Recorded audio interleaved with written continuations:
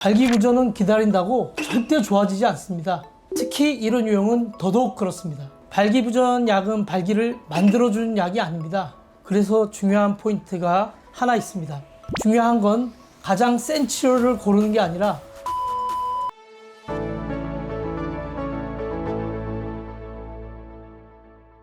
안녕하세요.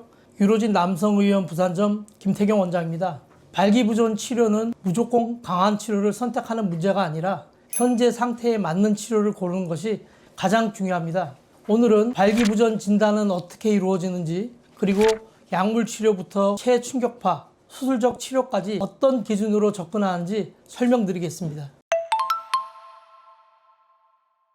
발기부전 진단은 문진만으로도 어느 정도 방향은 잡을 수 있습니다. 하지만 문진만으로 끝내기에는 놓칠 수 있는 부분도 있습니다. 문진에서는 주로 이런 것들을 확인합니다. 언제부터 문제가 시작됐는지, 특정 상황에서만 그런지, 아침 발기가 남아있는지, 성욕은 어떤지, 스트레스나 불안은 어느 정도인지입니다. 이 질문들만으로도 심리적인 요인이 큰지, 신체적인 문제 가능성이 있는지 대략적인 윤곽은 잡을 수 있습니다. 하지만 발기부전은 혈관, 신경, 호르몬, 전신질환과도 연결되는 경우가 많습니다. 그래서 필요에 따라 혈액검사로 당뇨, 고지혈증, 남성 호르몬 상태를 확인하거나 기저질환 여부를 함께 살펴보는 것이 큰 도움이 됩니다. 즉, 문진은 출발점이고 검사는 정확도를 높이는 과정이라고 이해하시면 됩니다.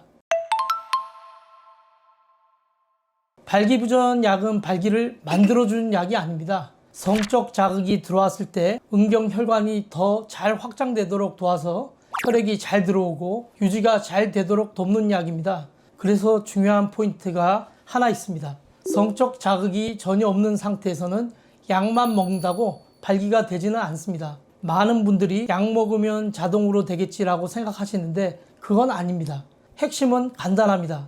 약은 자동 발기가 아니라 반응을 돕는 약입니다. 효과는 개인차가 분명히 있습니다. 혈관 기능이 어느 정도 남아있는 경우에는 비교적 효과를 잘 느끼는 분들이 많습니다. 그래서 초기 발기부전에서는 약물 치료만으로도 충분한 경우가 많습니다.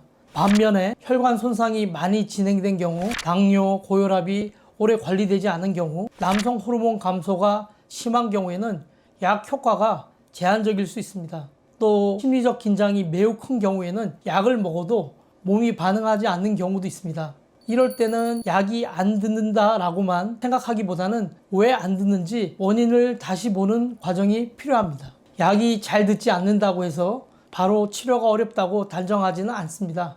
이럴 때는 몇 가지를 나눠서 다시 봅니다. 첫째, 혈관 상태입니다. 혈관 문제가 주 원인이라면 약 외의 치료가 도움이 될 수 있습니다. 둘째, 남성 호르몬 상태입니다. 테스토스테론이 많이 낮은 경우에는 약으로 혈관을 도와줘도 출발 신호 자체가 약할 수 있습니다. 셋째, 심리적 요인이 얼마나 개입되어 있는지입니다. 불안과 긴장이 크다면 몸이 반응하기 어려운 상태일 수 있습니다. 이런 경우에는 치료 방향을 한 단계 넓혀서 다른 방법을 함께 고려합니다. 최충격파 치료는 특정 강도의 에너지를 조직에 전달해 분명히 발기부전 치료로 사용되는 의료적 치료입니다.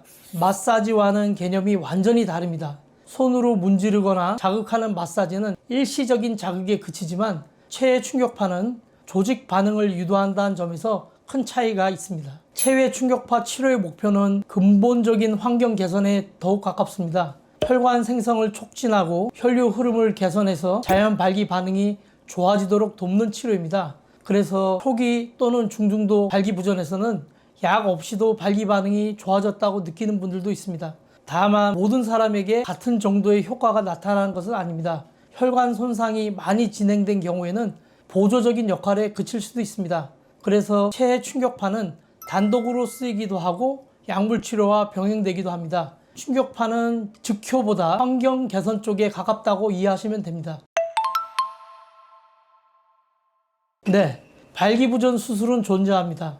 다만 수술은 모든 발기부전에서 시행하는 치료는 아니며 다른 치료로 충분한 효과를 보지 못한 경우에 마지막 단계로 고려되는 방법입니다. 대표적인 발기부전 수술은 음경보형물 삽입 수술입니다. 이 수술은 음경 안에 보형물을 삽입해서 기계적인 방식으로 발기를 가능하게 하는 방법입니다. 보형물의 종류에 따라 크게 두 가지 형태로 나뉩니다. 첫 번째는 구부릴 수 있는 굴곡형 보형물입니다. 항상 어느 정도의 단단함이 유지되며 필요할 때 각도를 조절해 사용할 수 있는 방법입니다. 구조가 비교적 단순하고 사용법이 직관적인 장점이 있습니다.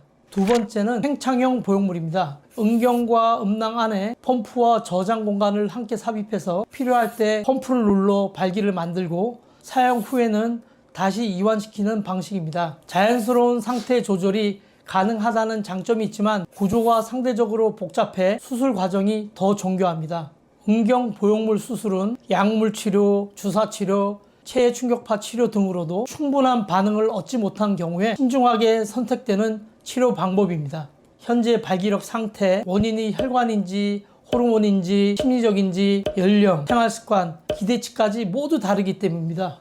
중요한 건 가장 센 치료를 고르는 게 아니라 지금 내 상태에 맞는 치료를 고르는 것입니다. 그래서 발기부전 치료는 이거 하세요가 아니라 이 중에서 지금 단계에 맞는 건 무엇인지 진료를 통해서 발기부전 약으로 할 것인지 체해 충격파 치료를 통해 혈류 개선과 혈류량 증대로 발기부전을 치료할 것인지 자연 발기력이 많이 약해졌거나 당뇨, 고지혈증, 노화로 인한 경우는 근본적인 굴곡형 임플란트나 팽창형 발기부전 임플란트 수술을 고려해 보는 것을 적극 추천해 드립니다. 오늘은 발기부전 진단 과정과 각 치료 방법을 어떤 기준으로 선택하는지에 대해 알아보았습니다.